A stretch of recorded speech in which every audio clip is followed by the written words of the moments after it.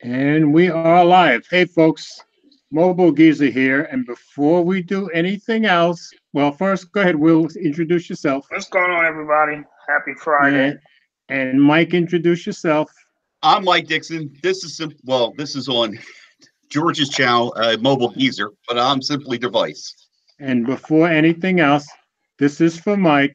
Happy birthday to you. Happy birthday to you. Happy birthday, dear Mike. Happy birthday to you. Thank you very much. George killed it. Yeah, he did. Yeah, yep. Now I got to get you and my mom because mom sings happy birthday to me on the phone. Cool. So get the two of you to do it together. This is going to be classic, So what we're saying is only people over 70 sing happy birthday to you. Yeah. 6 says happy birthday also. Thank you. Alan Phone Tech at Work is in here. Keith is in here. These guys are back from CES fast, I guess. Oh yeah, and your mom just stuck a whole bunch of balloons in there for you. Yeah, she's raring to go tonight. Let me tell you, she's raring to go. So did you have an enjoyable day for your birthday? Did you take off first of all? No, I worked. Okay. Tomorrow is going to be. We're going to get together with friends of ours, and which Will. I don't know if you see the message. Yeah, I saw it. I don't know if you're free. You were down. Man, I don't know. It's been a rough week. I'll talk to you. All right. It's been a rough week. All right. Will, this is your friend who only lives 20 minutes away now. Come on now. I know. Listen, I'm going to have beer. I'm going to have burgers. Okay. what more perfect thing for a birthday at 55 for me? Come on down. Right, here's how you say it. Mike. For burgers and beer, you got to come here. Well, I can't top that. I can't touch that. George, you got to let everybody know your super chat is open. Oh yeah, that's right. Super chat is wide open for those who want to contribute to the elder generation. I have no shame whatsoever. Well, listen. What do we save it up for now? Isn't there always a fund? The super chat fund for right? I'm saving up for my next phone, my first phone of the year. I'm beginning to have an idea of what it's going to be. Well, we'll see. Now, okay. Mike, you saw the email I sent for tonight's stream. Yeah. Lay down on the couch. The one thing I did not put in any of the notes was I didn't mention CES at all. So if either of you guys want to bring up something about CES, let's do that first. Okay. Mike, you got it. Why? What do you mean? What do I got? I've been out of the loop. Whatever you got about CES. Well, first off, it was really great to see Phone Tech at Work, Alan and Rob Pouncey. And Rob, that was his first time there. Yeah, it was great to see it through their vision. And he was there with me last year. He was there this time. I actually sent my the one that Alan was walking in. This is like the pre-show they were doing in like this one open conference room. And I told my wife, I said, "Hon, we're going to go." Because she's never been and she's always wanted to go to California. So I said, we'll go there, we'll go CES, and then we'll it's just a little hop over to California. I told her I'll get her feet in the water in Pacific. This way she says, that'll be one less thing on her bucket list. Yeah. And I wanted to experience it. It really looked great this year. It really looked, to me, I liked what I saw. Yeah. But the biggest thing I can think of, what was really surprising was, of course, CES is everything, from phones to refrigerators to cars, cars and all. Right. I did see a heavy turnout of cars, but I wanted to really, the thing I grabbed I was thinking about was to see the Honor brand. Yeah. They're going to be here in America still. The Honor View, what was it? 20, the Honor View 20. Yeah. And And both Rob and Alan showed that off, and a whole bunch of other people. Too. Right, right. And I was shocked to see, after all the hubbub about Huawei and all, there actually seemed like they're still going to have a presence here in the United States. As Honor, yeah. And as I said, whatever money I get in Super Chat will be going to my first phone of the year.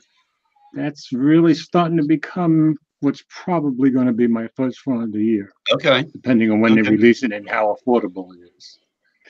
So that looks pretty good to me. I saw TK Bay, he did a good one. He always does very in-depth unboxings and stuff. And I'm like, I think I'm falling in love with this phone.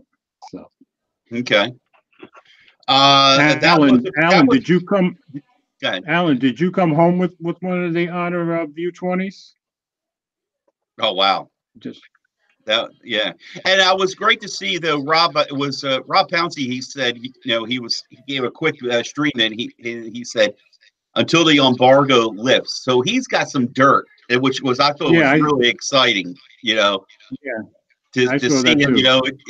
And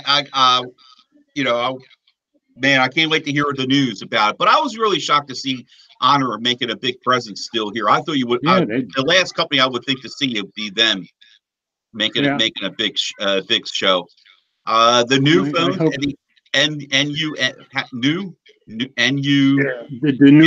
the new mobile G4, isn't it? Yeah, that, and they got a rugged phone they came out with. Oh, they didn't realize they had a rugged phone. Okay. Yeah, I think they came out. Now, of course, I had their first two phones that they gave me back about 3 and 4 years ago, and those phones were pretty rugged by themselves. Okay, all right. Well, they look like they're coming on strong. They're like I was talking to you. Like, could this fill the ZTE void?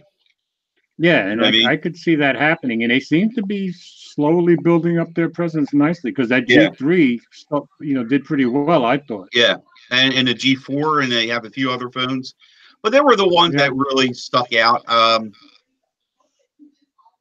the TCL really seemed like they're coming out. They came out with headphones. You see that, George?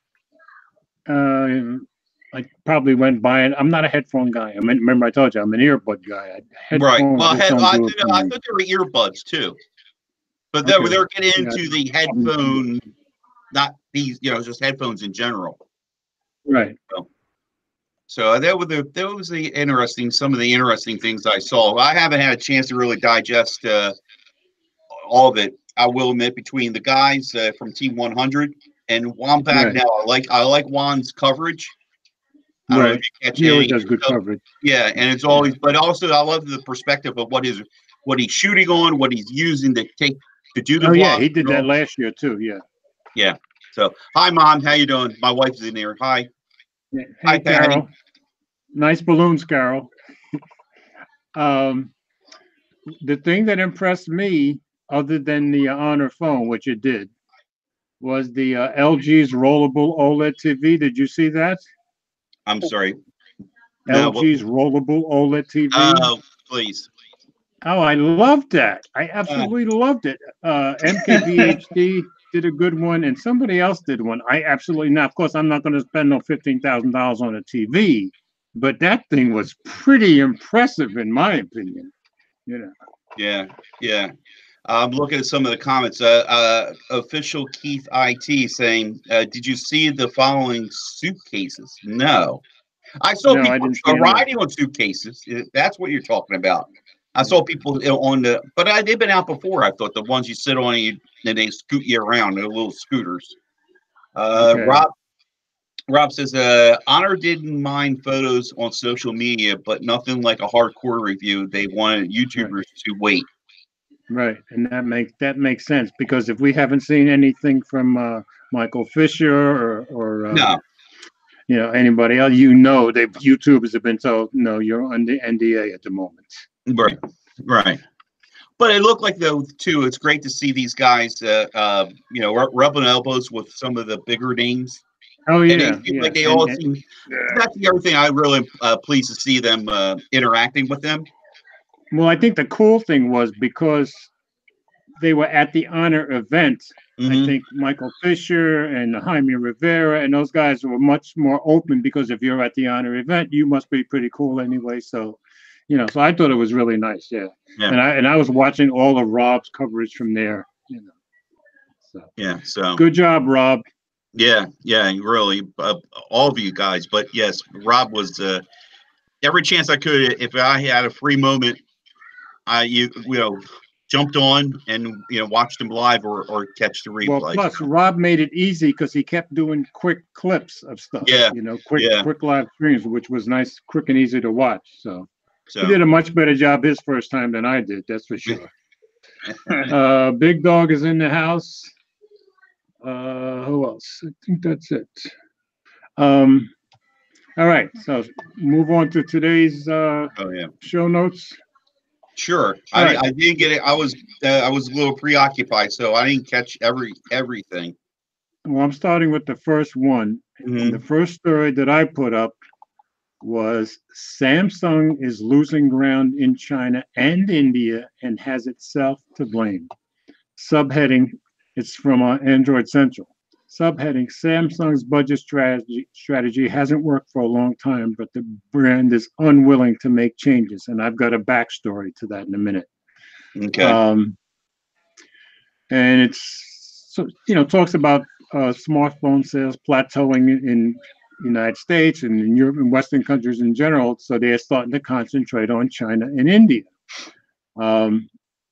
And it said Samsung had managed to carve out a healthy lead for itself in both China and India in the last 5 years, thanks to aggressive marketing. However, it lost its top spot in India to Xiaomi in 2017 and is facing similar increased competition in China. Now, keep in mind, Xiaomi overtakes Samsung in India, and Huawei overtook Apple in China. So these companies are really on the move, in my opinion. Okay. Everybody got quiet. Are you still there? Yeah, I'm here. Okay. I want to. When you're done, I want to add some of this to it. Okay. Go ahead. Okay. So Apple announced earlier this month it was slashing its revenue outlook by $7 billion. That's not surprising. And here they said that's not surprising given that the fact that the iPhone XS Max doesn't really differ all that much from its predecessor and falls behind its Android rise. But what I thought in the next paragraph, while Apple has a healthy presence in China, its story in India is a dire one. Android utterly dominates the market with Apple devices, accounting for less than 1% of the market in India. So Apple's really doing bad in India. Mm-hmm. And they don't manufacture the latest iPhones locally, so the Indian government imposes heavy duties on its projects. So the base variant of the iPhone S Max in India is $1,570. Right. That's for the cheapest XS Max. Right. And the supposed budget phone, this phone right here, the 10R is $1,100. So I can see why they're not doing well in the country that put price above everything else. Well, I was going to ask you. Go ahead. No, I was going to ask, did you guys happen to catch any of the Android Central's podcast, the newest one? I think I heard it. I think I listened to it, I think. Okay. What were they talking about, Mike? I'm trying to remember. It was a lady, an analyst that she does. She's not really. Oh yeah, she was awesome. I subscribed. She did all the sales and stuff. Yeah, I think she was talking about sales and the. Oh right. About Apple and Samsung. I think I'm trying to remember. I heard it as soon as it came out. I was following her around CES too because I subscribed to her on Twitter. Okay. But I just found her very knowledgeable. Right, and some of her comments reflect what you're reading about here. Exactly. And one of the things that one of my takeaways, one of my biggest takeaways is that I think also this is a reflection for Apple was that the people of China want to support their local brand. Okay. and with also with the trade that the little trade war that's going on, they're going to support Xiaomi and Huawei over a company that's a United States company, which is Apple. That's one of the things. Right. I think they may mention. I'm mixing it. I'm mixing a little bit up. Also, she said that because she said the Chinese brands are, before they kind of like shunned the Chinese brands, but now they're kind of becoming the in thing. But then she also said that the Chinese people, they're more techie, so they like the specs. Mm-hmm. They look at the numbers. Yes. That's why OnePlus always comes and puts such high specs. That's why you're seeing the. I call a RAM. Will, you call this a RAM war? Like everybody's trying to top each other. Yeah. So, but that's why like OnePlus always came with 6 gigs of RAM, 8 gigs of RAM, because their market, you know what I mean? They're into it. Like over here, most people, you don't even, like, they could sell phones here. They don't even got to tell people what's in the phone. Nobody. Yeah, that's true. Mm-hmm. So what you're saying is the Chinese. So you're saying the Chinese brands ram down each other's throats. Okay. Here we go. How many is that so far? George, Mike, you missed a couple before you got here. Hey, I could get worse. Man. There's an old song that starts ram a lam a lam a lam a ding a ding dong, but I didn't go there. You know. Okay. Yo, six. You get this now? You get this? Okay. Oh man. Back to the article. It says Samsung's phone sales have been on decline for some time now. Latest strategy analytics shows a decline of 13%. At the same time, Huawei has posted a massive 32% increase in sales figures, and Xiaomi is posting a healthy 19% uptick. So Samsung is doing something very wrong. Part of Samsung's lackluster sales is performance in budget and mid-range segments, having devices under $200 for a sizable portion in India, and Xiaomi utterly dominates the category. Okay, so here's my backstory. Did anybody see Unbox Therapy's story about the Samsung Galaxy M? No, I didn't get a chance. I saw something pop up. Yeah. Yeah, if you search Samsung Galaxy M20 right now, you can see it's about to be released in India. Well, guess what? According to Unbox Therapy, I think there's going to be 2 variations: $100 American and $200 American. So, to your point that you were saying earlier, Will, you don't think they'll lower their prices. It seems like what they're doing in India is they're going to make a cheaper, good phone rather than some of the cheaper type phones they've been making with not so great specs.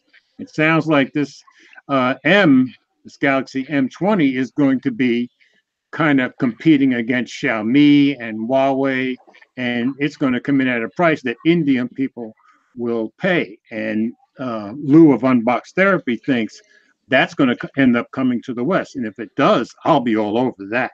So right. I think he may be right. That may be Samsung's answer to what's happening. They have to make good budget phones. My thing, George, was like, as far as here goes, I can't, like, you remember we were saying Apple's prices, you were saying you think Apple and Samsung are going to lower their prices. I think Samsung. No, I didn't. No, I didn't say they'd lower their price. I said they have to change their strategy. Well, this would be Samsung changing their strategy. Well, yeah, but I don't, like, I can't, as far as lowering the price, I think Apple did it. I think Apple's change was the XR, which really wasn't really a change. I don't think they're going to go no lower than that, because I think it's going to be, like I said, people are going to be like, all right, I bought the iPhone 10 and it was $1,000. And now the iPhone, let's say 11 is, let's say they came out with it for $850. People are going to be, you know what I mean? Apple, you already know if Apple drops the price, they're going to be cutting corners somewhere. So I don't think Apple's going to drop the price. I think they're going to keep the price where it is, and they're going to focus on, just like I guess that was like the big announcements around CES, where they said they got AirPlay 2 in TVs now that aren't, you know what I mean? Yeah, that was huge. And iTunes, I think they're that's not going to make up for a hardware shortfall, though. But I'm thinking what they could do is the same thing that Samsung do, make a good, cheaper phone that's not Apple. the I don't think premier Apple's going phone. to do that. I don't think Apple's going to do that. I think that's what they. I think that's what they did with the XR. I think they're going to push the services on everywhere else because think about it, George. All right, we already know there's a lot of iPhones. iPhone isn't going to catch on in India, most likely never. Like I got an Indian lady at my job, and she said her family asks, "Yeah, buy me an iPhone." Because the iPhone's expensive in India and it's expensive here. So it's more expensive in India. Yeah, if they have an old iPhone, they might give that to them, but they're not. You know what I mean? Indian people aren't buying new iPhone. But keep in mind, Apple's suffering here in the United States too. Yeah. But listen, here, you say they're suffering. To me, it's not. They're not making what they used to. But by Apple standards, I mean. Yeah, but think about all the iPhones that are already out there. So if you already have an iPhone, like let's say you have a 7 or a 6S, you're not just going to jump to Android. So if you're happy with your iPhone and then you find out, oh, I can get iTunes or AirPlay 2 on whatever TV they announced at CES that's going to come with it. So now you're going to be deeper in the thing because when you go buy your next TV, you might not buy an Apple, what's it called? An Apple TV, but you'll use... That's the last thing anybody's going to buy. Yeah, you'll buy a TV based on if it has iTunes on it and AirPlay support so you can stream from your iPhone. So you're still in the Apple ecosystem and they're going to make up their money because you're going to be buying songs on iTunes, movies on iTunes. Also, Will, you know what I mean? These TVs are going to come out with AirPlay 2. Do you think the supplier had to pay Apple a license to get that on there, like a permit or a license? Probably because if I go to the store, and see AirPlay 2 on a TV, and I'm all in on Apple, I'm going to buy that. You know what I mean? Over a TV that doesn't have it. So. Right. In turn, you're going to buy the TV. You're going to hook up and get more TV services from Apple. What I'm going at is I think Apple's seeing the light. We mentioned it before. I really think they're going to get heavy into services now. Yeah, they're trying to come out with some kind of streaming service. But right, exactly. I don't think like their hardware sales are going to be down. But like I was telling George, I think everybody's besides these other companies. I think Samsung's going to have sales down. I think LG posted their thing was really bad. What was it? LG has also lost sales too. Yeah, our next story has that in it. HTC's was bad. Everybody's is going to be bad. But Apple, if they can make up the money with, we already saw, what was it, last week, what their App Store did in a day. If they can make up the money with services, you can buy the iTunes gift card everywhere. So if you can if they get more people into the Apple ecosystem besides just a phone, they're going to make their money up.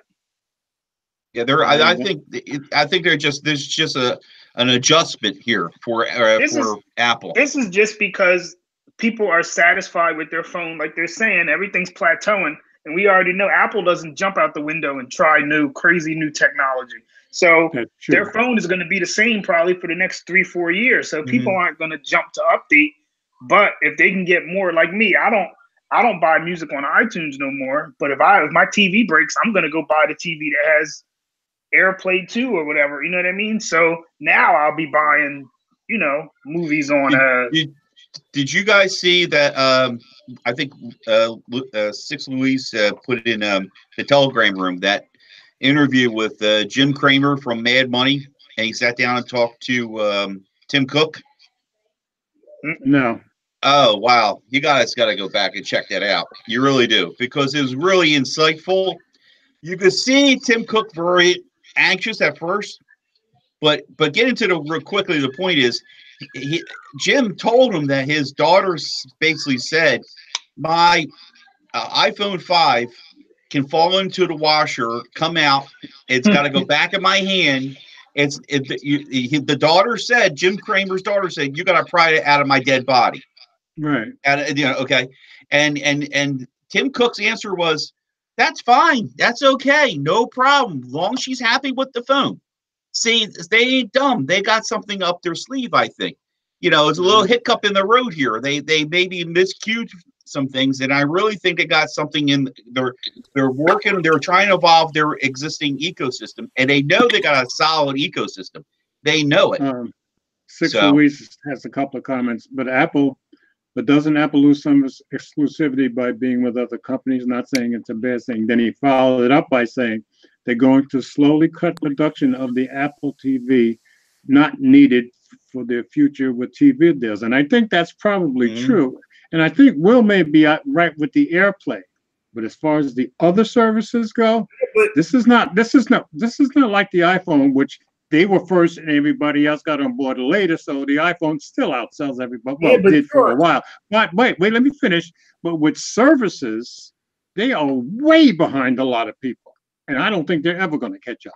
You don't think you're going to catch up? No, I don't think Apple has never been in a position where they were in back and everybody else was out front. Well, with services, they are in back and everybody else is way ahead of them. I don't think they can possibly catch up. Yeah, but George, look, think about it right now, right? I don't use Apple Music or, you know what I mean? Because I use Google. Neither do I. But yeah, if Apple puts AirPlay on TVs going forward, and I can use, you know what I mean, and I'll be able to stream from my phone to my TV. Like right now, like I didn't buy the Apple TV because it's $100. But if it comes with my TV, it's gonna make me switch from Google Music to Apple. If they pick up the people who already have iPhone who might be using Spotify or whatever because they integrate their stuff into speakers and you know what I mean? They'll pick up some. I agree. They're gonna catch up because they're not going to catch up. They have no chance in the world of catching up because everybody else is going to continue while they're still catching up. I can't say that. All right, but look, their maps. They've never started from and back before, ever. We'll see. They're not going to do it. They might not. I don't know. It might not be next year or 2 years. It's going to take a while. It's going to take a while. I think they're going to catch up because George, no matter how many people have Android, people spend less money on the Play Store and all that. Apple users are willing to spend the money. So if Apple puts the stuff out there for them to be able to use it in more places, they're going to spend the money. All right, I'll make my prediction right now. 5 years from now, between Samsung and Apple, when it comes to services, Samsung will be 5 times ahead of them. Nah, especially not Samsung, dude. Because all those Samsung appliances will all be talking to everything else in the services. Apple can't do that, and probably never will. George, wait a minute. George, you think that people who have you're looking at it like people. I'm saying 5 years from now, we'll probably all have a refrigerator that we can talk to. You think Apple will sell one? No, I do not. George, you think that people are like you and me and Mike, and they're into all of that. If I get no, I'm not saying they're like you and me and Mike. I'm saying 5 years from now, they will be as far as that stuff goes.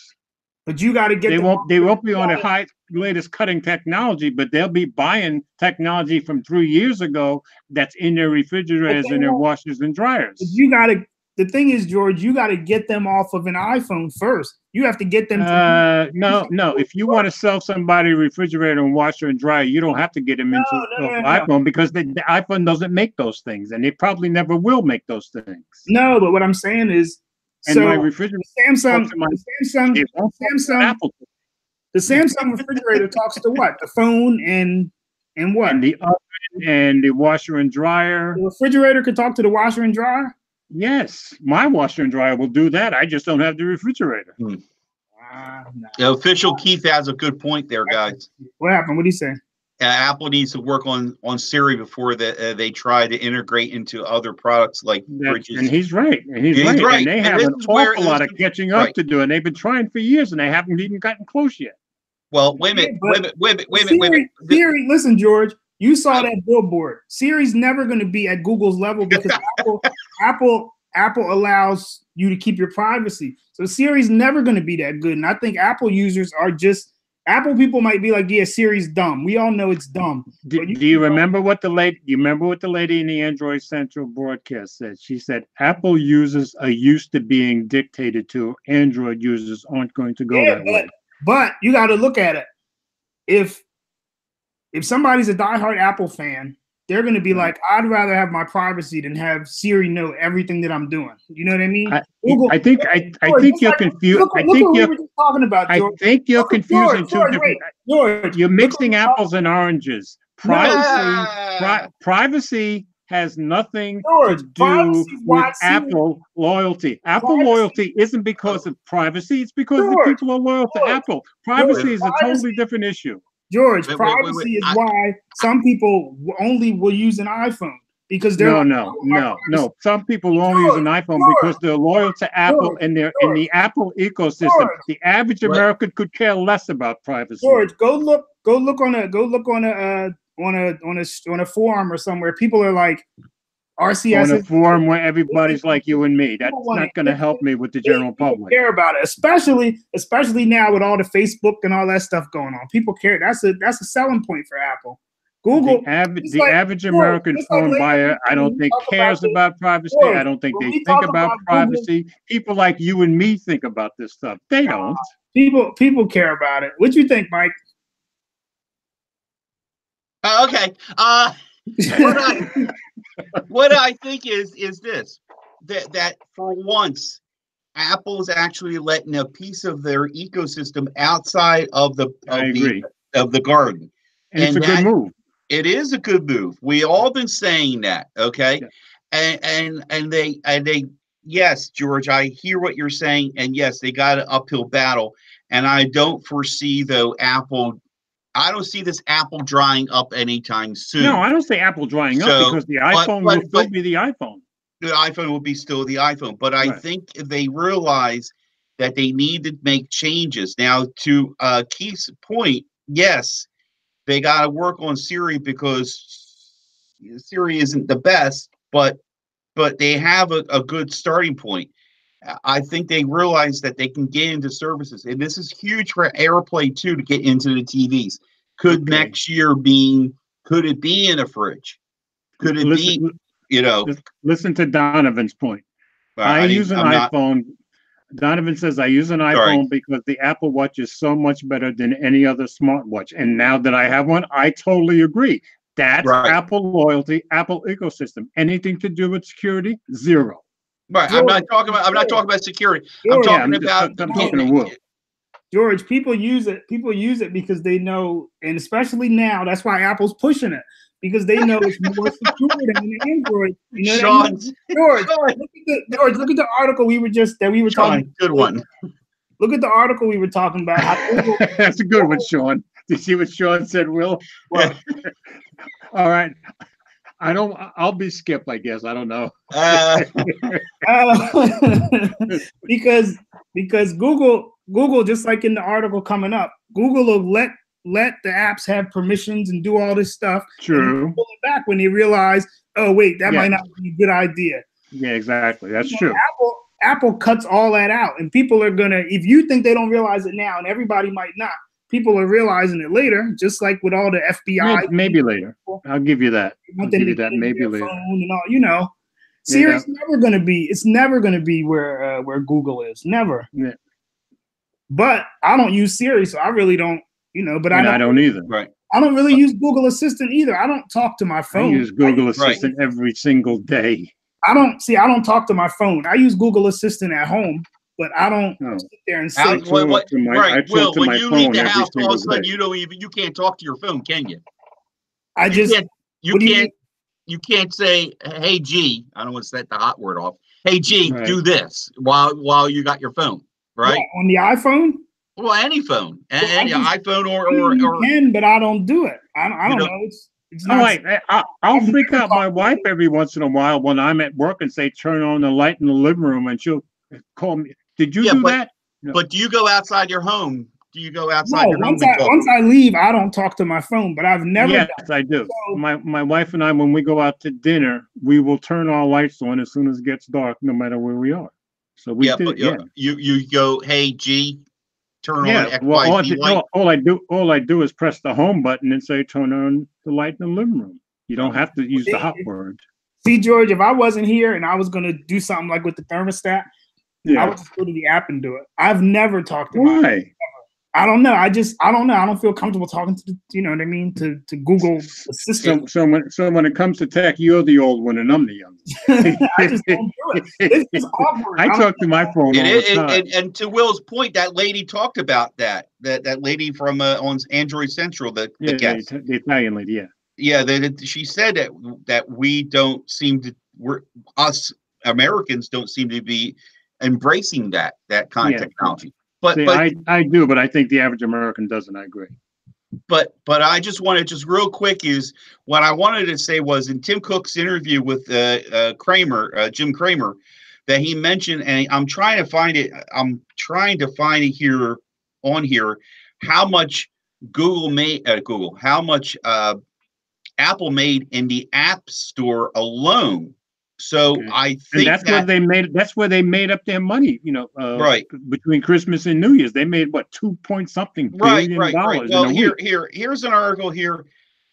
This is from the beginning of 2018. App Store generated over $11 billion in revenue for the company last year. So that might have been the light they saw that they need to know that these app, right. I mean, if you want that fridge app to work on your phone, it's going to cost you 50 cents. I'm just throwing a number out there. Okay, you know what I'm saying? That makes sense. You know what I mean? Look, and Will and I are suckers. We bought into the 99-cent cloud storage. Do we not, Will? Oh yeah. You know what I mean? So take all the 99-cent people who are doing it. I know you're not doing it, George. I get you. Yeah, but no, I agree. But just multiply that from all the devices and everything they have out there. I think they're going to slowly. This is a big move. Like I said, getting the Apple, some form of Apple outside the garden, other than you know what I mean. And I think they see the light, and that's what's going to happen. Don't mind me laughing. You said outside the garden, and my mind went, I never promised you a rose. I should have said apple garden. Apple garden. Would you say that right, please? Yes. Okay. I think you're underestimating Apple. That's all. I think you're underestimating it because it's like you think that they don't have a chance. I see they're gonna do what they got to do, and they're gonna get their service. I think they may still dominate American iPhone sales. I don't think they have a chance against anybody big with services. I just don't. They can prove me wrong. Taking the money out of my pocket. But on the other hand, let's go over to China for a second, where the iPhone isn't as popular or anything that's Apple. I don't know about laptops. We're talking about phones here. Yeah. But the Chinese market has a certain set way they're looking for their devices too. I'm kind of paraphrasing that lady, but I believe she said how the devices look and feel, how they run, how they operate. Right. The RAM, who's got the biggest, baddest phone that has the most memory, or whatever the case may be. And keep in mind, she also said that it used to be in China that having an iPhone was a status thing, and that has now changed to Huawei and Xiaomi. Yeah, right. And that's why I'm saying that's why you have the way that the phones look. You have the why, possibly why the phones do certain things. I think they like the sliders, they like the Oppo thing, and they like OnePlus. Right, but Will, did you say that they shut off something? There's something with the management where you're doing a certain operation on a Huawei phone. I can't remember what it was. It was something. Just the RAM. You talking about the RAM management is real aggressive. You talking about that? Right. Yeah, I think that's what it was. Was it they would shut down something on you? No, well, they shut down a lot of apps. That's why they say the batteries are so good. Okay. They're okay. Yeah, well, they shut Okay, well, there's those things that they would do that you wouldn't find that on an American sort of or global platform. That's why we struggle to get all these cool phones that we see over there, wanting to get them here, and they're in Europe and not here too. Right, exactly. Oh yeah, Europe is another big place. Everybody, I will admit, Apple. I feel like the end of the world Apple's going to take over the world, but in a smaller sense. They got a good foothold here in the North Americas. Okay, but you go outside here, it's a bloodbath in plain English. Exactly. You know what I mean? You go to South America, you go to Brazil, everybody's running around Motorola phones. And in Europe, Huawei is doing tremendously at the moment. Now, You guys read Serrano's. He said, comment, they suffer heavily in China and India to piggyback off. And then he said mobile geezer. I'm not understanding that comment. I think he might typo. Maybe he was trying to get your attention. He didn't forgot to put the @ symbol. Oh, okay. Do you think that let's say the people in South America and China and everywhere, well, let's say South America, do you think if they had a choice that they would use Motorola? Like, if you think if iPhone wasn't so expensive, they would still, you know what I mean? I think if they had a choice, they'd probably end up with a Huawei phone. If they were both, that would be my guess. If the phones were all the same price, do you think they would go with an iPhone or Motorola? Where? I'm sorry, where? What country? South America, because I'm just talking to George's point. George said, you know, the Samsung is going to drop the prices down of some of their phones and make better phones. So no, he said they're going to make better budget phones. Better budget phones. So this new one. If Apple went that route, I'm saying, do you think that that would pick up their sales in the countries that they're suffering in? I don't think so, because I think Huawei would kick the crap out of both of them. Yeah, but I think Motorola's got such a good foothold. I how Apple has it here. There's no picking. But you know, like I said, one thing I heard I think I heard twice is the representation of what these phones represent. Huawei for the Chinese, especially for them, they were like pride. You know what I mean? That why we're having a battle between the two countries for trade reasons. Yeah. Right. So I also real quick point I just want to say too is about, for example, all these things we're talking about. Look what happened with the Poco phone. Look how well that phone took off. Yes. You know, and well, mostly because of Android Stud and Munchie. yeah.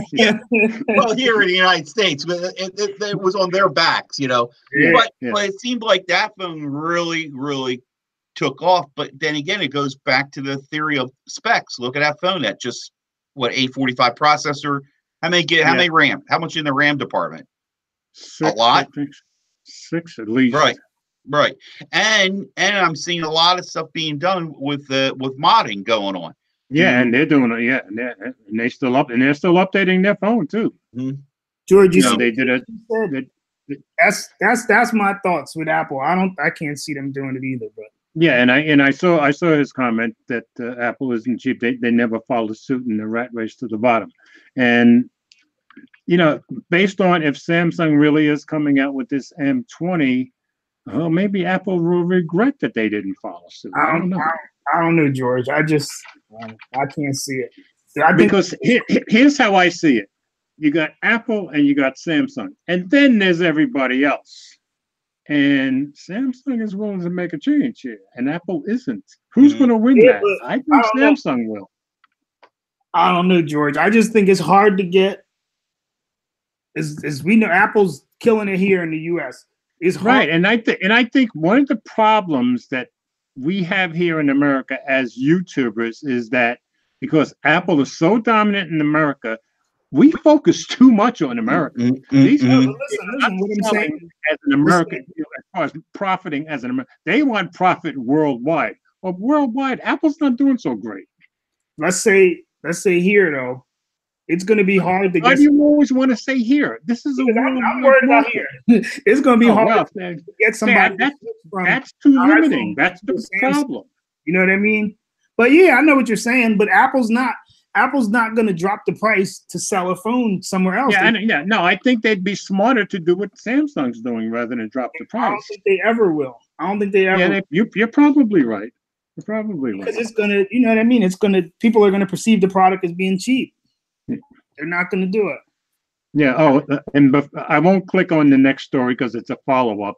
But basically, Samsung has come out predicting that, of course, the earnings report comes out at the end of this month, and Samsung has already predicted that their Q4, the last quarter of the last fiscal year, is going to be bad. So they have the same problem Apple does. Right. And I want to just say is this about Samsung, and I just thought of too is Now they came out with this I had it here, this M20. M20, right? They're Right. supposed to come out in India any day now, I think. Right. And here and goes Unbox Therapy thought it would be following to Western markets at some point. Right. A definite mid-tier phone. Yeah, you're talking $100 to $200 US. Okay. I mean, I'm looking at these supposed specs here on GSM Arena. It's showing here just 6.1 inch display, running a 1080 pixels, 1080p display, right? 8.1 Oreo operating system, Exynos chipset not known yet. Yeah, in India it's going to be Exynos. You know, if it's anywhere else over here, they're certainly going to put Snapdragon. You really don't think we're going to get? I've seen Exynos in the lower end ones. Yeah, you don't see Exynos much in America, really. Okay. Yeah, I've seen on like the J series. I believe it's the J series. I'd like to have an Exynos phone. I've never had one. Yeah, 3 gigs of RAM supposedly. See here. I doubt 3 gigs of RAM. Well, it says not yet announced and rumored. Okay. See here. I'm trying to see what other things. Fingerprint sensor, but I mean the phone looks like an iPhone with a teardrop front screen. Okay. Well, I was thinking is all those years of having S5s, S6, S7s, you never see, and then all of a sudden, in somewhere about the S6 and S7 in that era right there, that's where Honor started coming in, ZTE was coming in, Motorola, was going through its changes. Huawei was coming in, right? You were seeing all these, $200-$300-ish bigger phones that were well packed phones. Yeah, and boy, has that worked for Xiaomi. Right.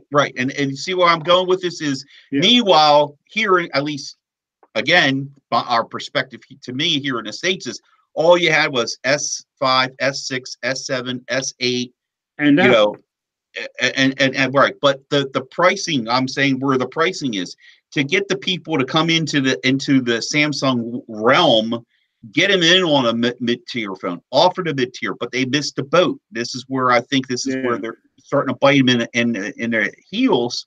Yeah, and they may be trying to make up for that. All these other phones have come in and kind of like nipped at their heels, and people are got a little kick to the market. Again, here's a phone that I don't have, but you get a mid-tier phone, a $200 or $300 phone, and it's like doing the Nokia fine. 7.1. You mean?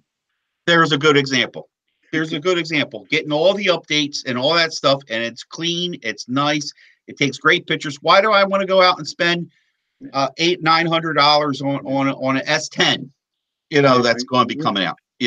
But meanwhile, if you now practically, how many times you've seen that ad, George, for T-Mobile giving away an S9? Yeah. Right. That's true. Giving it away.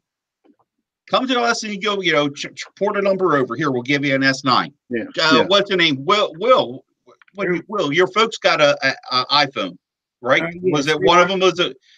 Was it on them? Right? Was one of them on their dime? They traded in the 6S. Right. Got a free XR. So I feel just my spin on Samsung's quote, here the warning about their loss, they're not making as much money, is I think these mid tiers are getting into their, and I just not here in the States. I think it's across the board. Again, let's go back to the Poco phone. You got a really exceptional phone there. Why you need to buy, a phone like that? Yeah, so, I agree. All right, Will, you're not going to argue anymore? Nah. Well, come on, wait a minute. He's been quiet lately, George. Apple's not releasing no cheap phone, George. That's all. Just like what's his name said. They're not doing it. That's their thing, George. Exclusivity. So I see what JQ said, and he's probably right. He's probably right. So what's this about? I saw this. This is old news, Joe. Georgia, Verizon's first 5G phone is August. What the hell? What is this? Supposedly, where's the article? Because 5G is coming out now, so that's starting. 5G, nobody has yet come out with a 5G phone. So Verizon's going to be the first one to come out with a 5G phone, except the 5G phone that they're coming out with is the Moto Z3, which came out last August. But they have a 5G Moto Mod, which also came out, and that's what Verizon's going to call their 5G phone, the very first 5G phone.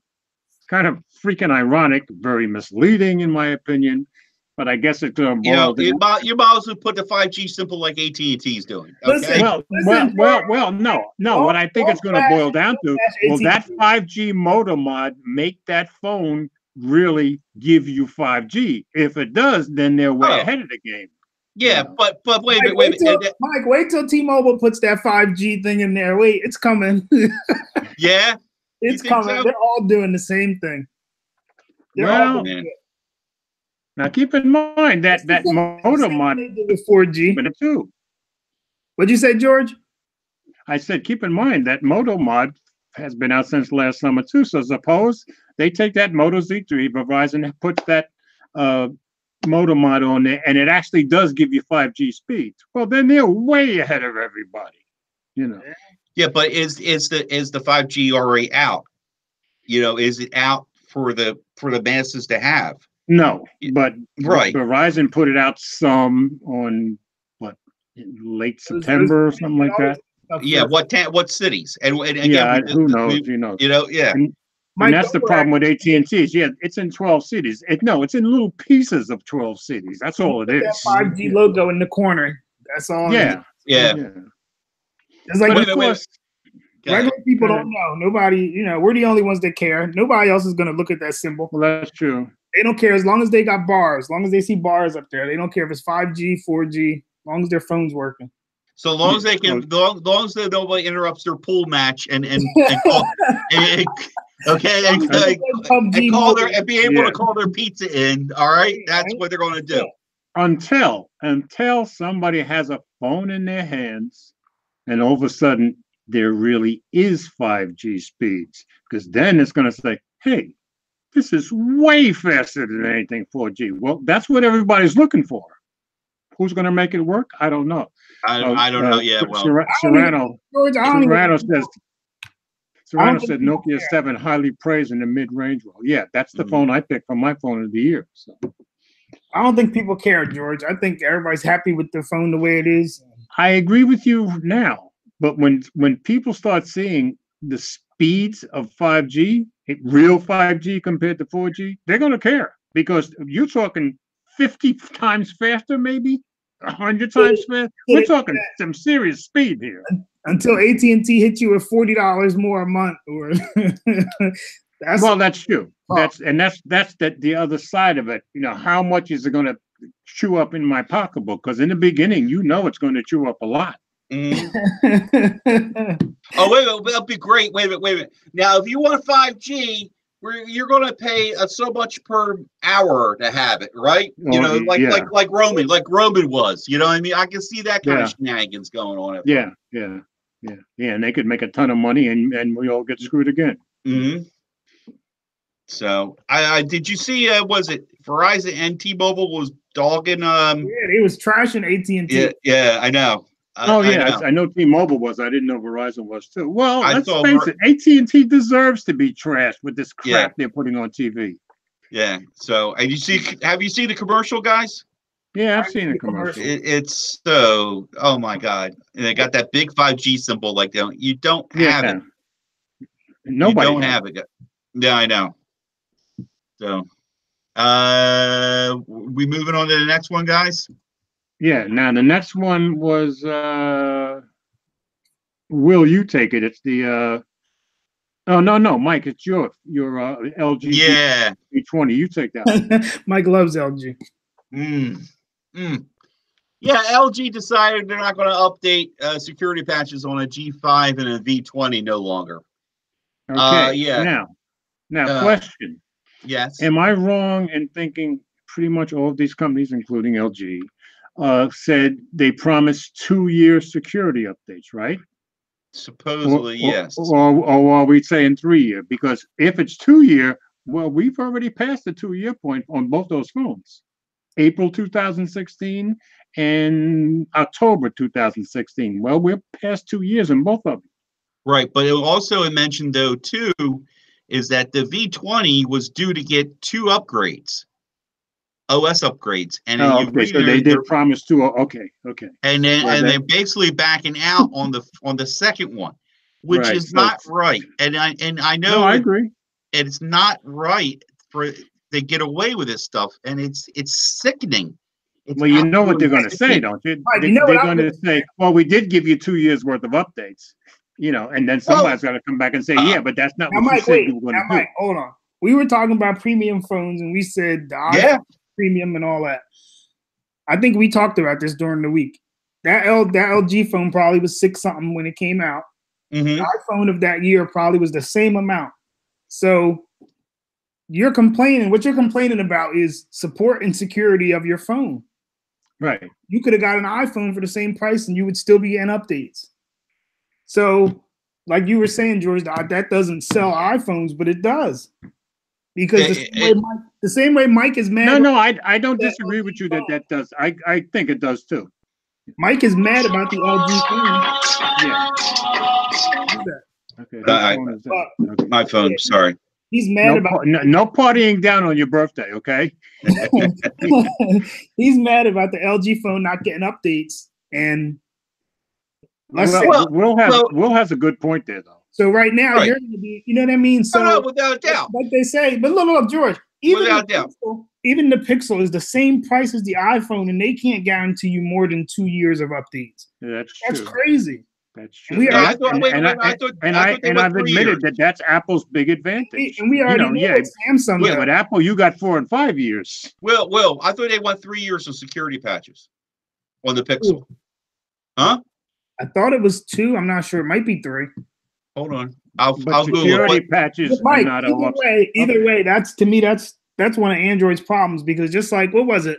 The first Pixel, I think it was, was it the first one where they said it was limitations of the Snapdragon chip? They can't do this and that.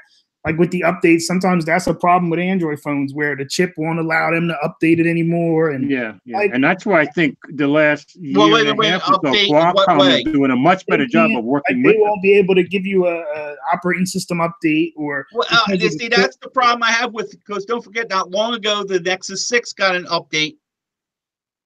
But last year, they didn't get an update for something. They They got updated a something. security patch, I think. Right. It got a security patch. Hey, look, they can do that. Woo! Yeah, but listen. But why can't? Why? I don't get it. Why can I mod? Why can I mod my Nexus 7 tablet to get Android Pie if I get, give me an hour of Munchie? Okay. Right. I mean, Because think about it. they don't want to update it, but They don't want to, right? He's absolutely right. They don't want They to. don't care. Okay. They want you to buy the next phone, And they don't want to spend the money because some Obviously, programmers it got to hasn't- be paid to get those updates in there.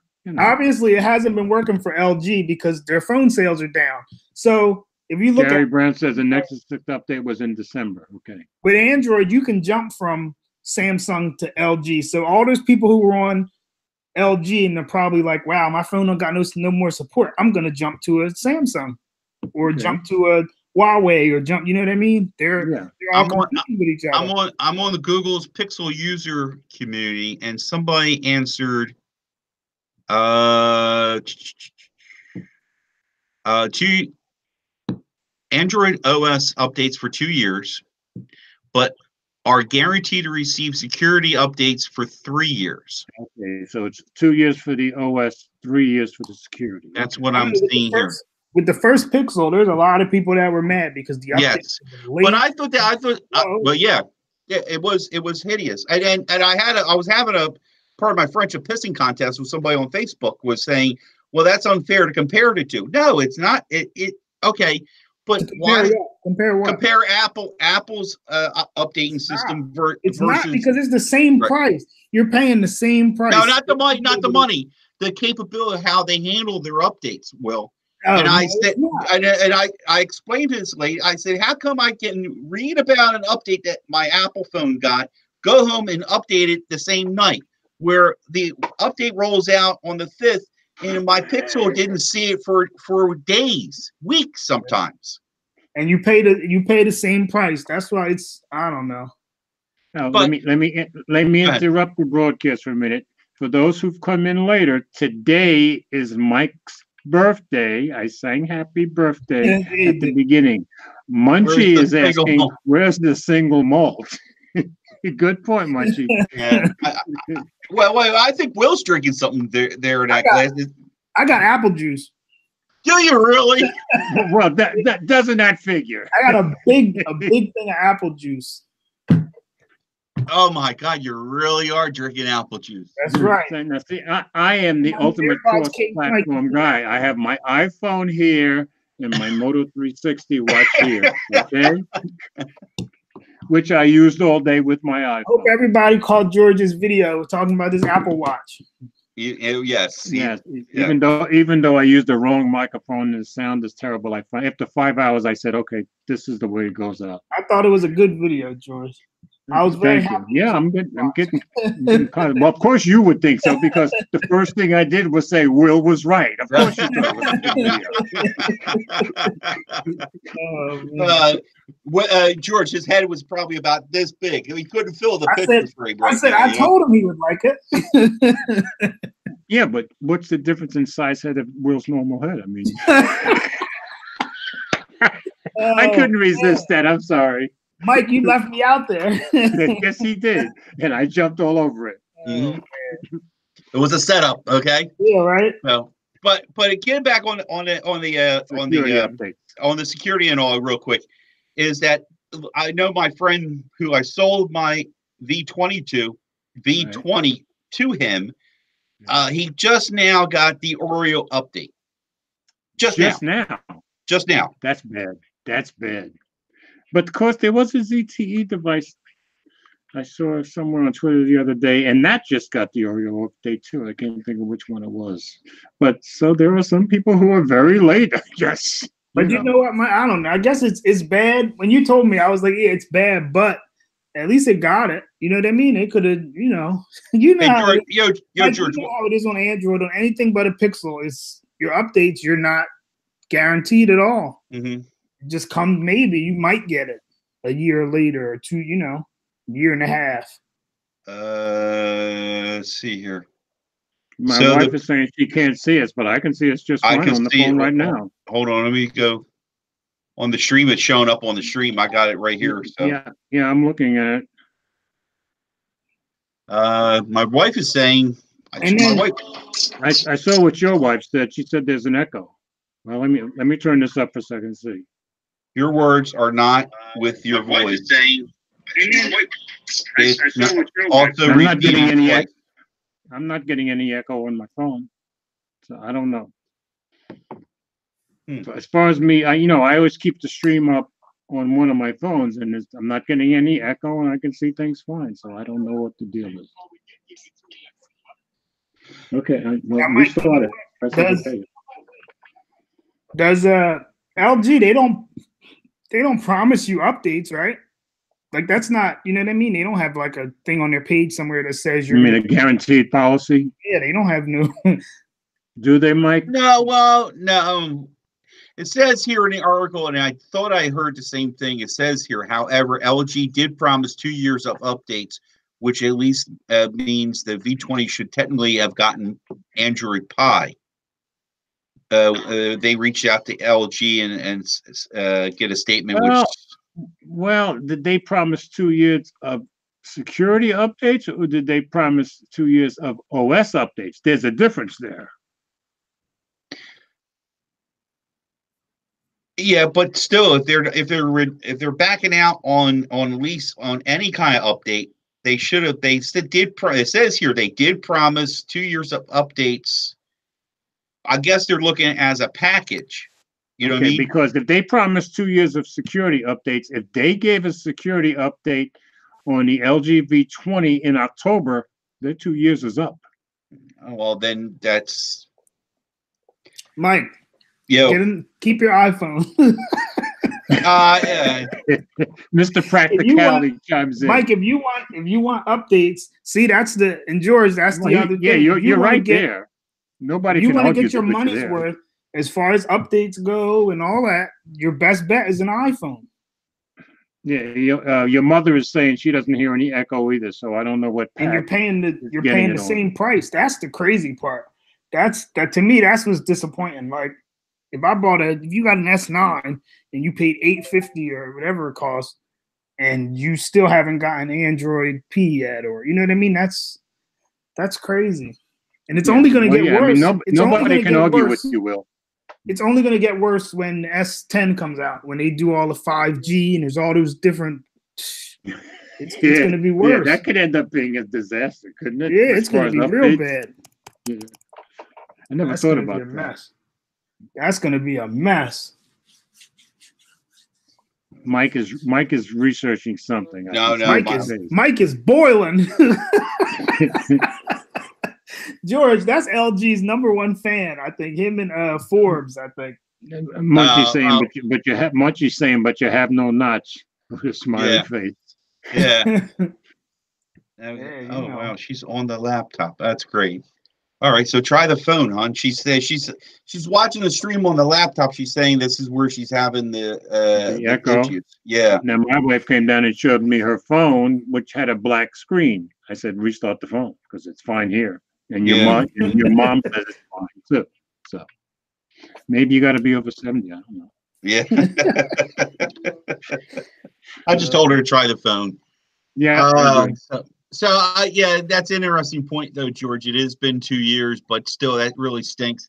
And that's always been. I said it many times. I'd never forget the phone call I called LG customer service and asked them about the updates and what's going on. And basically, he said it's up to the carriers to bring out the updates. You know, we can't say much about things. Your LG. Well, they always do have to work together. That's for sure.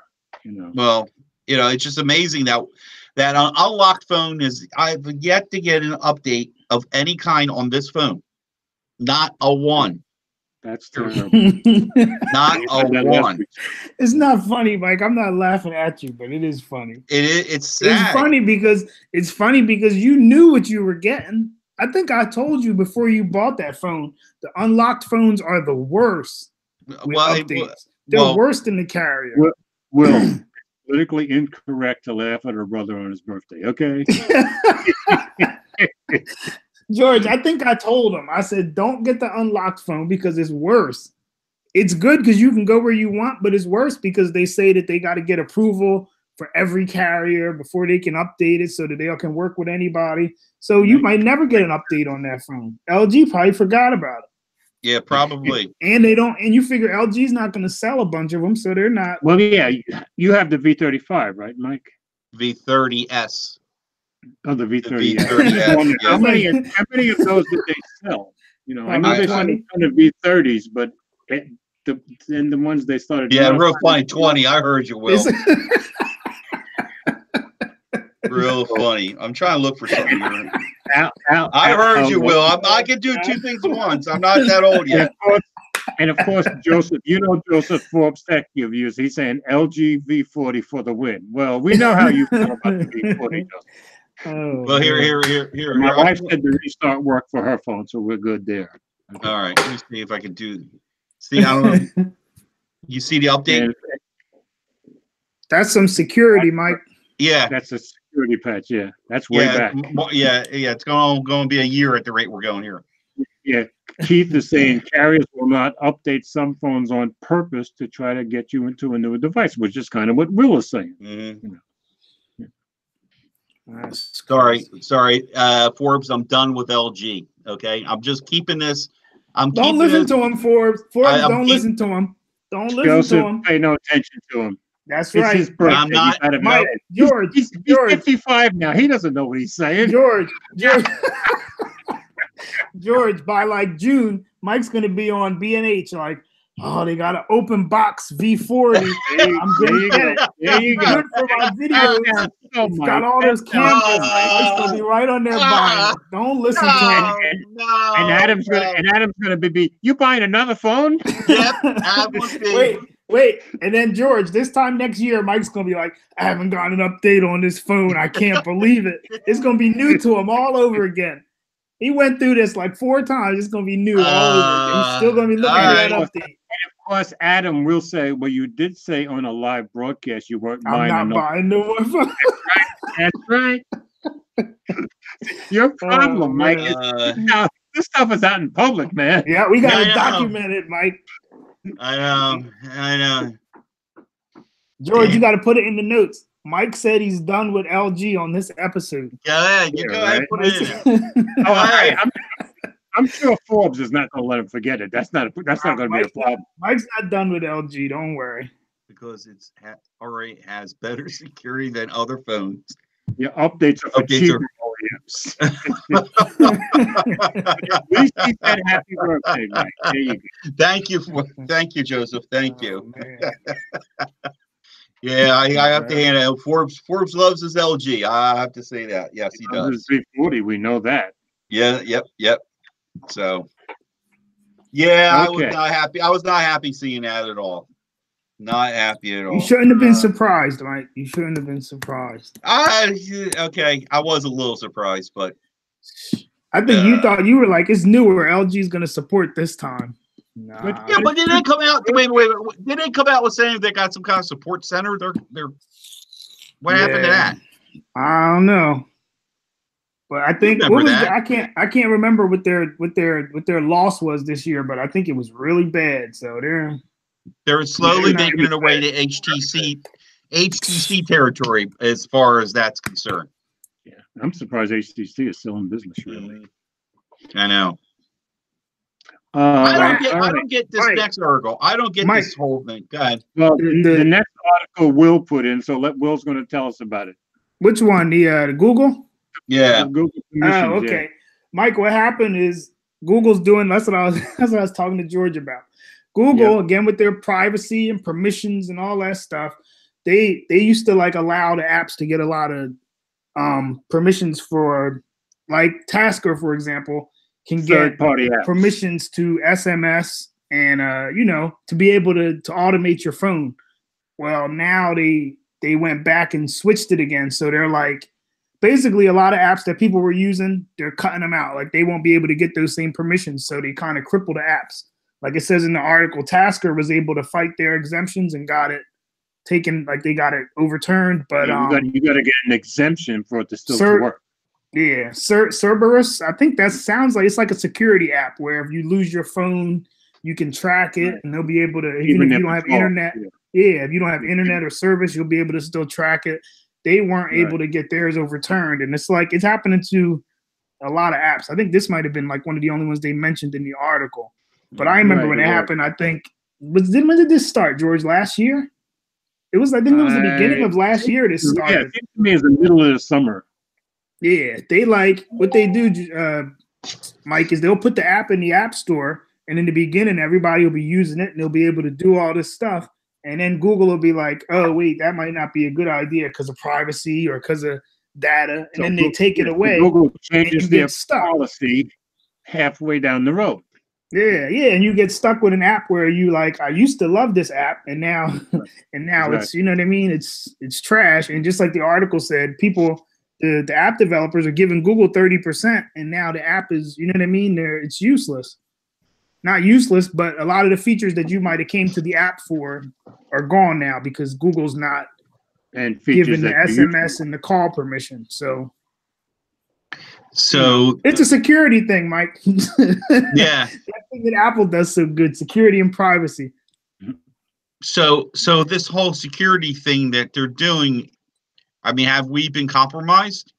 And that's why they're doing this? No, what happened is I think it's they're just maybe other apps. I think other apps might have done it maliciously or whatever. So they're trying to make sure that if you have an app that needs it, you have to have like a valid reason. Like you got to be. Let me see.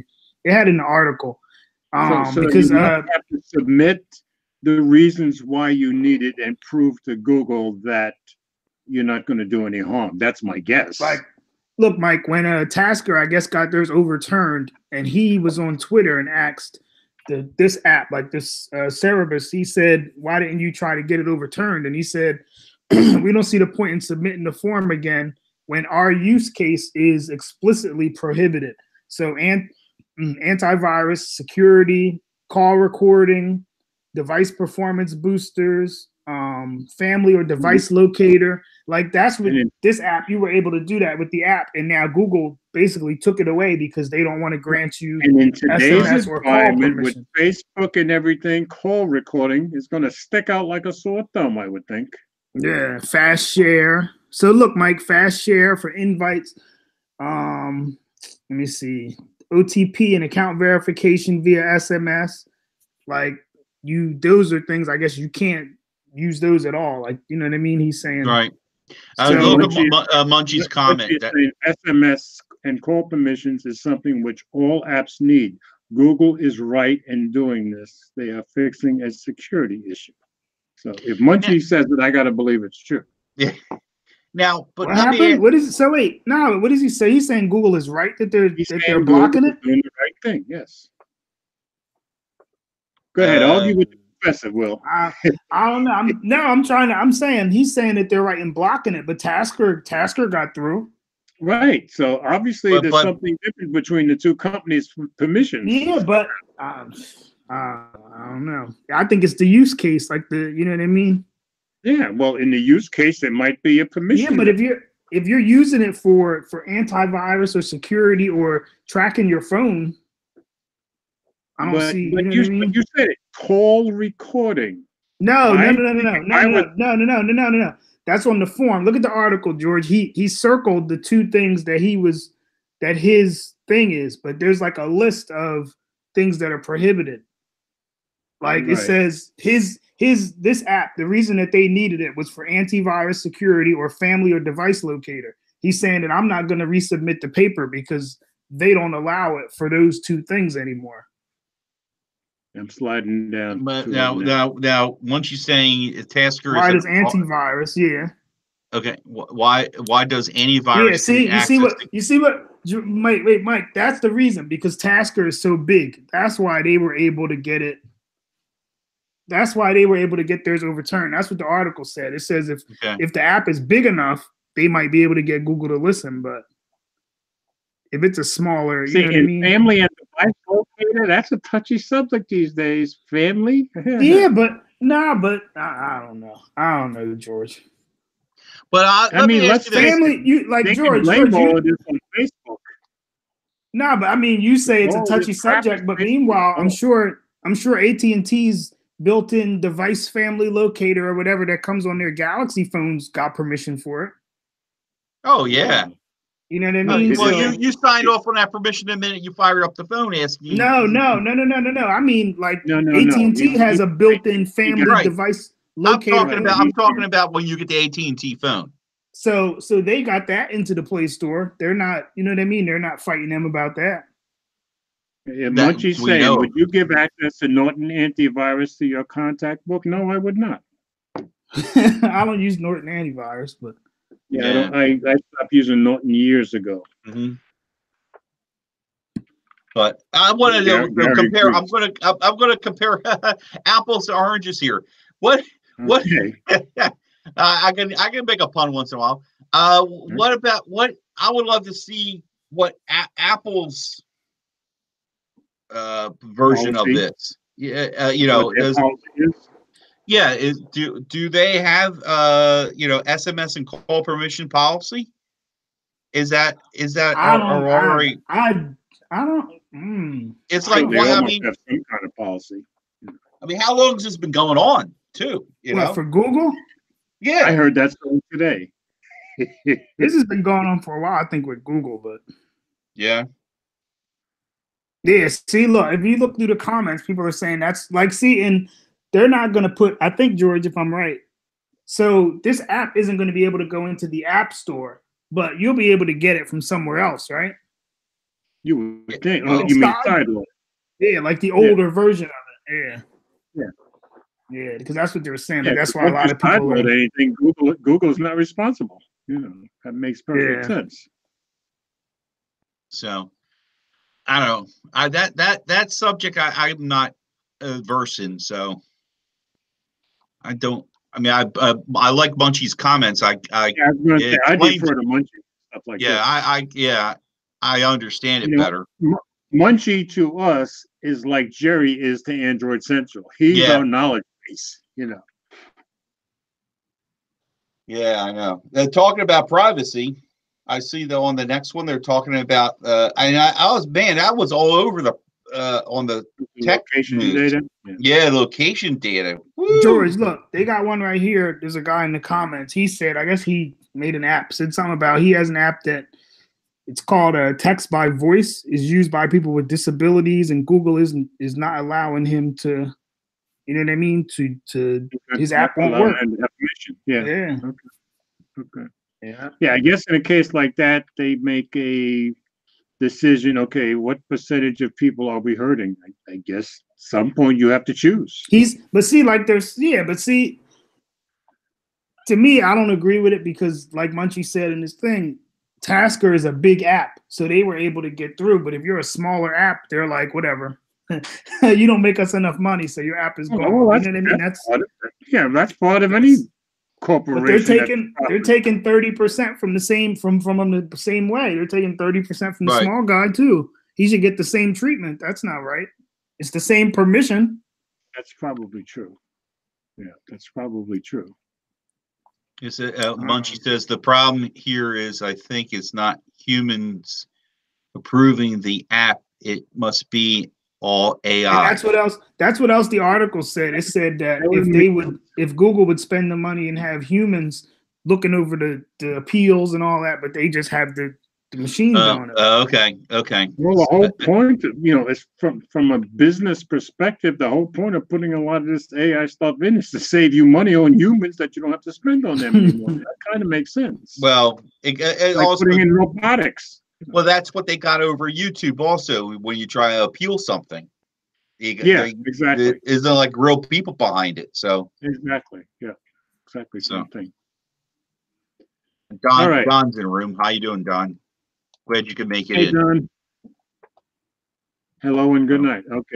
Okay. Then I guess we have to say you say goodbye and I say hello. All right, now the next one up is the carrier still selling your location data, which is a pretty interesting story when we start talking about privacy. What? I'm reading the comments, and the guy's saying somebody was in the comments said that he used that app to find his phone, and then one of the guys was like, "Yeah, but Google has their own locating service built in. Forget the fact that it's worse than this one, but it's made by Google." Yeah. Okay. This article starts with, despite promises to stop, U.S. cell carriers are still selling your real-time phone location data.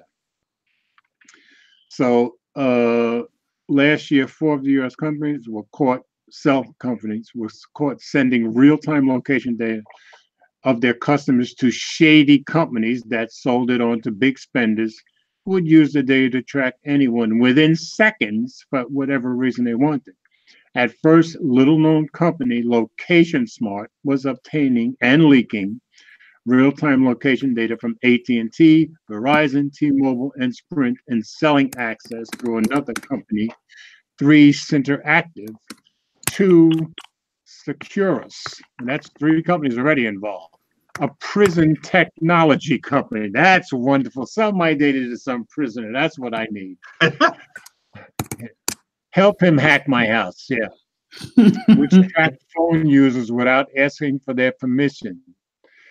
The scheme of telephone with people's private information was discovered, and the cell carriers face heavy rebuke from Senator Ron Wyden, a privacy-minded lawmaker, buckled under public pressure and said they'd stop selling and sharing customers' locations. And that would have been that until it wasn't. Now, new reporting by Motherboard shows that while Location Smart faced the brunt of criticism, few focused on the other big player, Zumigo.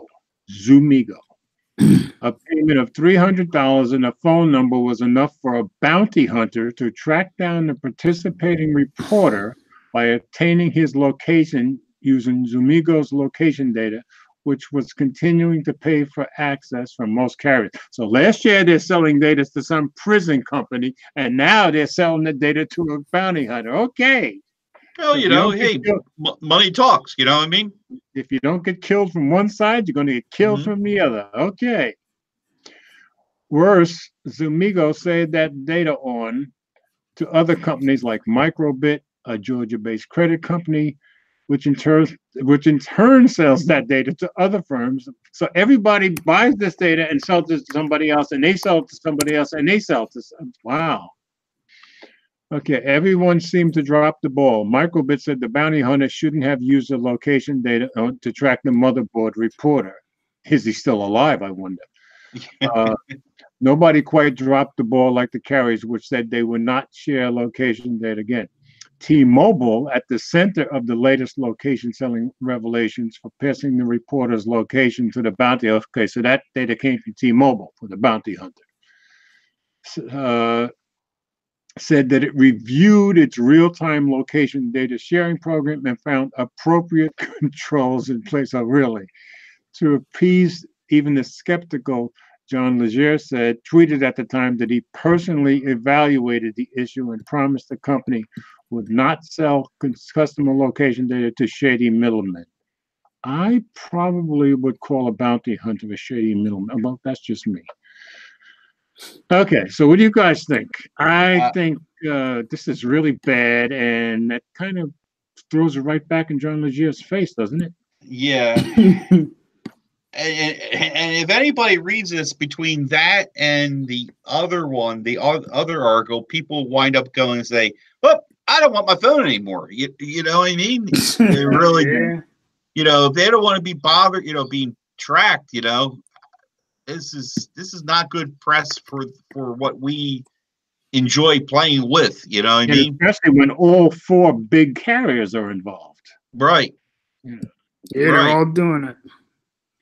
This time around, T-Mobile says it does not have a direct relationship with Microbit. No, they said you did, but admitted one was Zumigo. That's the ones who sold the stuff to the bounty hunter. Okay, which, given the story, could be considered one of many shady middlemen. Yeah, I'd say so. Legere said later in the tweet late Wednesday that the company is completely ending its relationships with location aggregators in March. So I guess you deal with this until March. A bounty hunter could be coming after your butt. Okay. Now, just while you were reading that, I just said for giggles, I put in Zumigo, Zumigo, in the search bar for the app.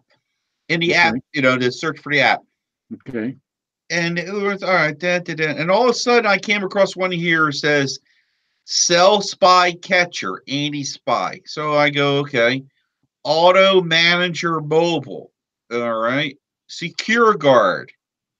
I don't know what's there's now the one it says here now using that name that search word right in the App Store.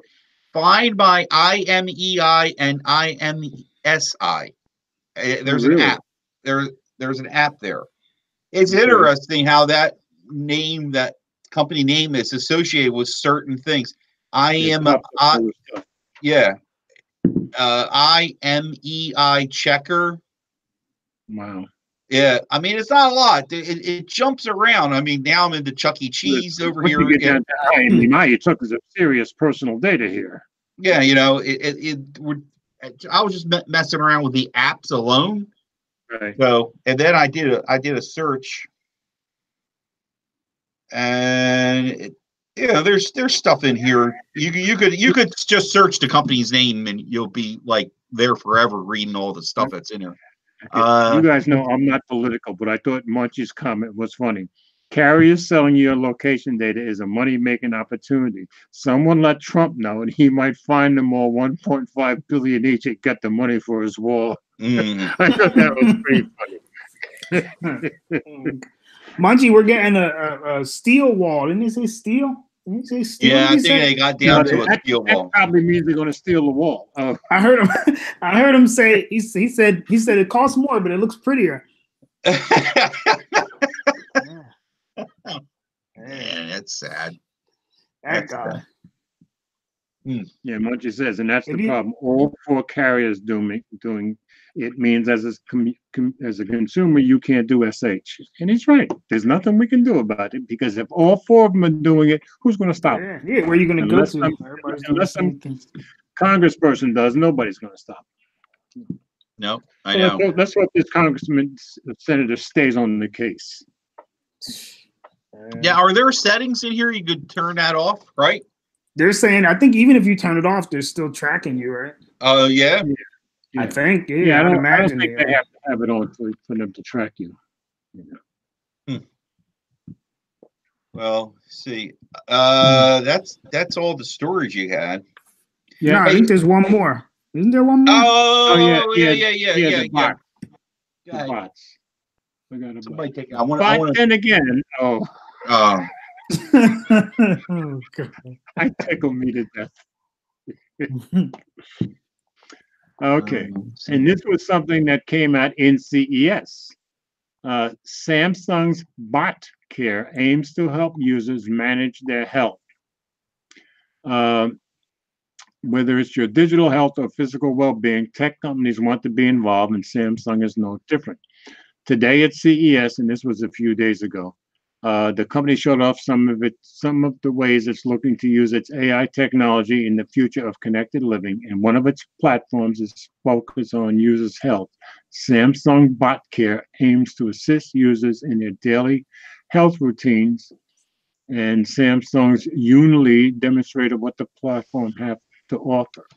In a quick demonstration, Samsung brought out a cute little robot. The robot is cute, with a Google Home Hub-ish face, and the bot instructed Yoon to place his finger on a sensor below the screen. It then took his vitals and read back both his blood pressure and heart rate, noting that both were within normal levels. Yoon and AI, Gary Lee, all said the robot could monitor sleep cycles, call emergency services, and offer music therapy to manage stress. It can also track medication intake, thank God I take none, and offer exercise guidance, I don't need it, and give daily health briefings.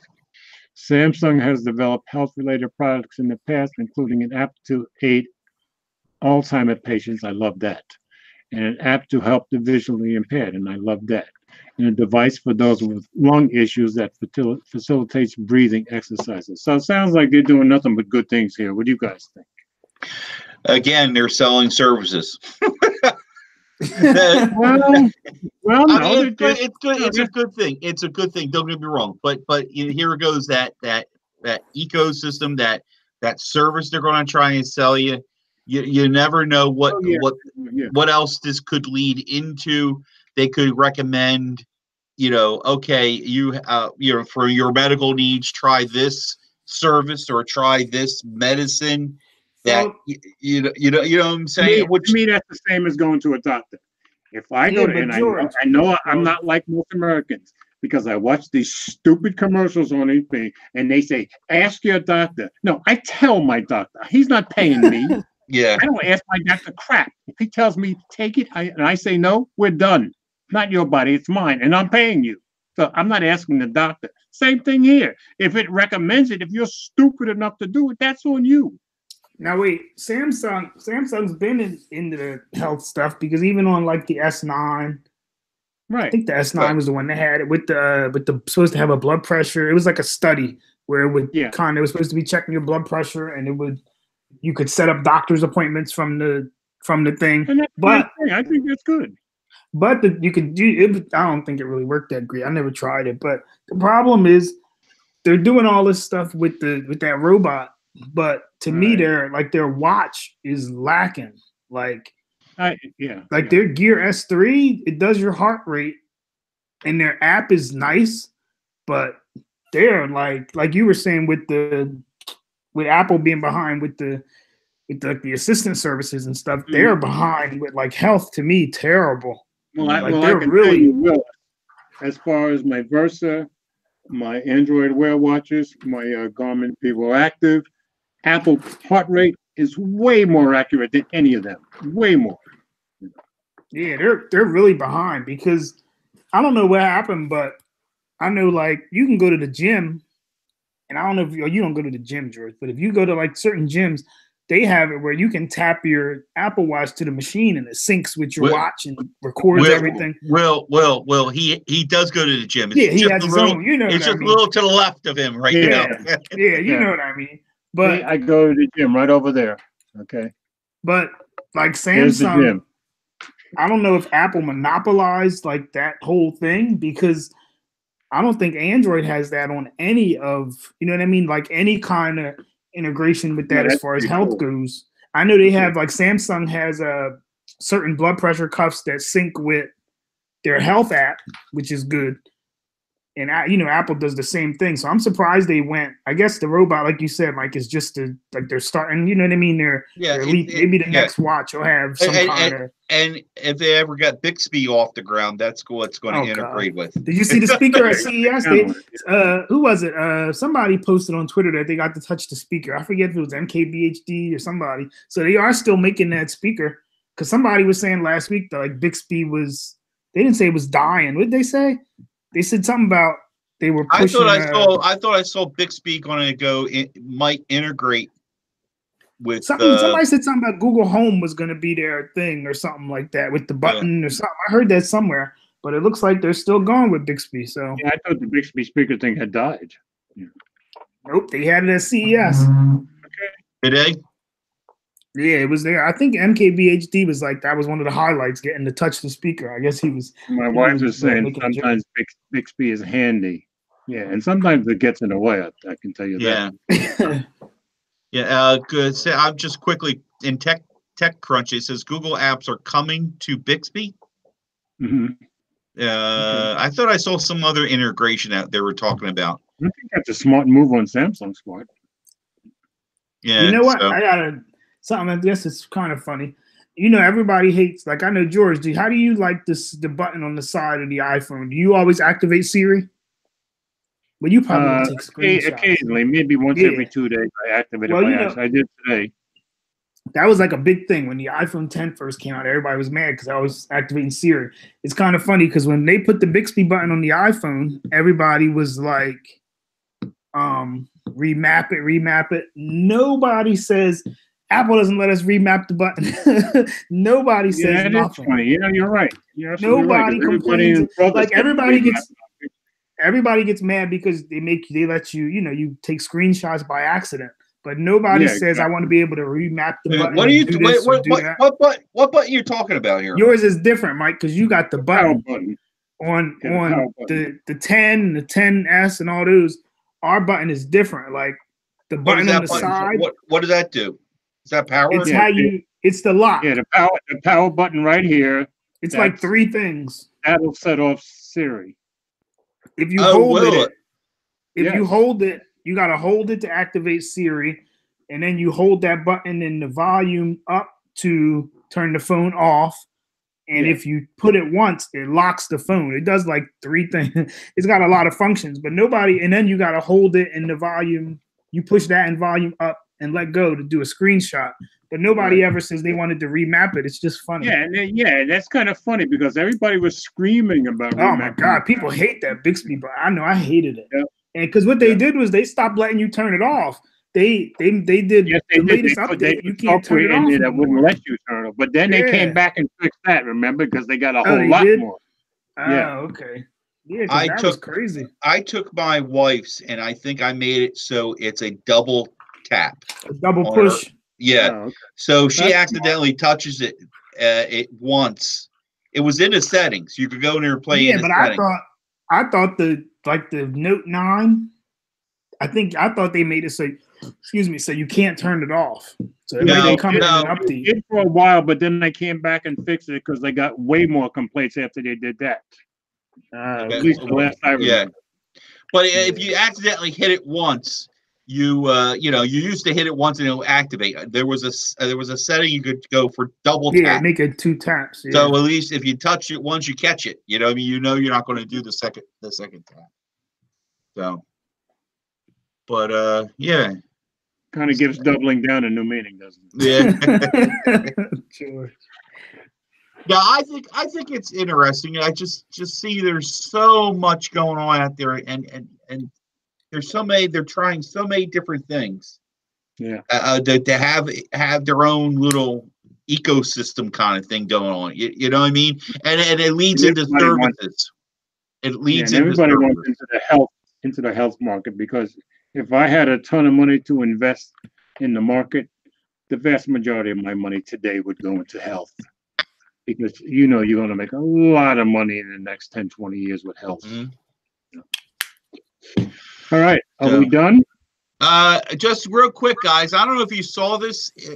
I'm trying to find a. Let's see. Can I share it? Yeah, I'm going to share this. Okay. Sorry. There's a show coming out on Nat Geo called Valley of Boom, and it deals with the .com industry. And it really looked interesting in the trailer. I'm going to send you guys a link, but it looked interesting. It seems like it's dealing with the heyday, the early days of the internet, where I get what it looks like to me is like when, you know, AOL was out. Yeah. You know, they showed early 2000s. Yeah, it's coming on Sunday. 9 p.m. on Nat Geo. It really looks interesting. I want to try and send it to you guys. Okay, cool. And it's just something to check out. Okay. So I'm going to email it to you. I'm going to email it to you guys, and yeah, check it out. It looked interesting. Okay. Will. All right. Just send it on iMessage, Mike. It's true. We all have iMessage. Oh, man. There you go. All right, folks. I want to thank you for tuning in tonight. I want to thank you for all your comments. And a lot of you guys made some good comments. I want to thank Munchie, as always, for the education, the ongoing education he helps us have. And so we're going to say good night. Next week, we'll be on, Mike, your channel? Yeah, we should. Yeah. Mountains Okay. going. Yeah. Next week, it'll be Simply Your Device, Friday night, 8 p.m. All right, so we're going to say our good nights. Will, we're going to start with you. All right. Good night, everybody. I'm going to work. And I guess Team 100 is on tonight. Yeah, 10 o'clock. That should be a good show because Rob. Yeah, because Rob and Alan both just got back from CES. That's going to be good stuff. I'll go second, Mike, since it's your birthday. I want you to have the last word. So I'm Mobile Geezer. Of course, you'll find my articles at mobilegeezer.wordpress.com. Yes, I'm behind a couple of days on an article. I'll get one up. And, of course, you can find me on Facebook, Google+, Twitter, and Instagram. And thanks for tuning in. And it's Mike's birthday. So, Mike, you take it over. I'm Mike Dixon, Simply Your Device, 55-year-old, and going strong. Thank you for all the birthday wishes. Thank you for everything. Will, Burger Bar. I'll be Instagramming a lot from Burger Bar. All right. Great greasy burgers, pierogies for a side dish, and I'm gonna have some cold beer. So check me. Yeah. Now do it like I told you. For a burger and a beer, you gotta come here. Okay, I gotta remember a burger and a beer. You gotta come here. I'll make sure I'll do that on Instagram. Okay, and I'm on Twitter. I'm on Facebook, and what's left of Google+. So check me out. Check out my channel. Thank you again for everybody's birthday wishes and burger and a beer. I'll see you guys on Instagram tomorrow.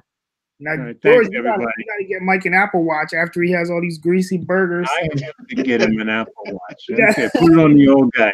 Good night, all. See you now.